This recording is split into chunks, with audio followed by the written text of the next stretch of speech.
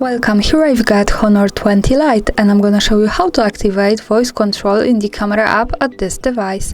So at first we have to tap on the camera button to open it. For now we are in the standard photo mode. Let's move to the right corner to this button.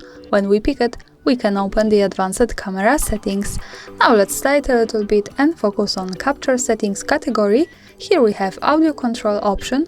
When we tap here, we get access to this button from the right, so we can turn it on or turn it off as we need.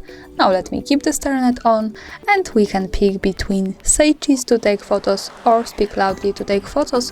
So this option allows us to taking picture without touching the screen by saying some keywords. Now let me stay at say cheese to take photos to show you how it works. Let's go back to the camera and let me try to take a picture by saying cheese.